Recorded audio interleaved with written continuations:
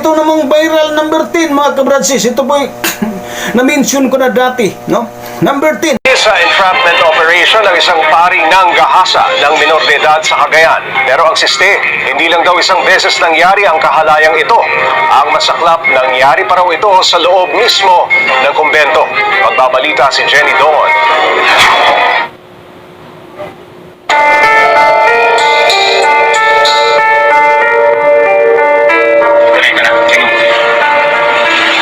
Makikita sa video na ito ang pagsakay ng 16 na taong gulang na dalakita na si Ana sa pick-up truck ng kanilang pari sa bahay ng Sulana sa Cagayan.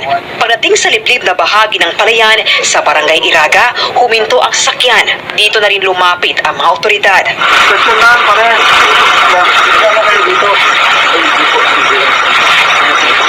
Arestado ang pari na umuli ng gahasa kay Ana. Kwento ng biktima, 2019 nang sumali siya sa youth ministry ng kanilang simbahan. Pero itong February 8 nang ayain siyang lumabas ni Father Carol Reward Israel na assistant parish priest ng St. Vincent Ferrer Parish. Nung malapit na po dito sa bahay, hinalikan niya po ako.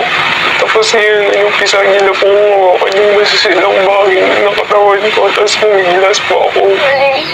Hindi raw siya nakapagsumbong sa takot na hindi siya paniwalaan ng mga magulang. Hanggang sa muli siyang inay ng pari at nangyari na ang panggagahasa. Pero hindi pa rin siya nakapagsumbong dahil sa pambablackmail ng pari. Sabi pa niya na, mamatay ka na lang sana. Magpakamatay ka na. Kung binablackmail niyo po ako, nakakalat niya daw po yung videos pag magsumbong po ako. Tsaka pag magigipag-iwalay po ako sa kanya.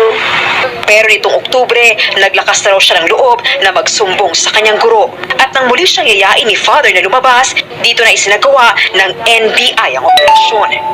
Sa investigasyon ng NBI, hindi lang isang beses nangyari ang pangahalay. Pati ang loob ng kumbento, hindi raw pinalampas ng pari. Na-recover din sa cellphone ng suspect ang higit 1,000 malalaswang larawan at videos. Ang masakit para kay Ana, nakapagpiyansa si Father kahit patong-patong ang kaso. Bakit siya nakapagpiyansa? Dapat hindi Wala pang inilalabas sa statement ng simbahan kung saan nakadestino si Father Israel. Pero Ito'y napakalupit. Nirip ang minor edad din na babae tapos na-recover ng NBI ng ang cellphone ng pari na may mahigit 1,000 na mga malalaswang litrato, mga lalaswang videos na sa loob ng cellphone ng isang pari. Napakatakaw ng laman. Napakarumi. Ang dami pa palang mga malaswang video, malalaswang larawan. Kaya talaga hindi napigilan ng rape, no? Kasi bakit ka manonood ng ganyan? Isa kang pare, naguhumili ka. Yun ang matindi, mga kabradsis, no? Destroyer ng pamilya, destroyer ng kinabukasan ng mga bata, destroyer ng dignity ng mga bata, nasisira ang dangal ng mga minor de edad dahil sa mga paring sangkot sa mga katiwalian. No, hindi naman lahat, kahit mali naman ang aral nila, kahit mali naman ang turo, kahit na may lumabag sa Biblia yung turo, marami pa mga kabradsis ng mga video, mga kabradsis, na pwede ko ipakita, kaya lang hindi maubusan tayo ng oras. Napakarami pa, no? Now dito, mga kabradsis, no, masasabi po natin, no, we can say, are these the servants of God? Magtanong po tayo, are these the servants of God?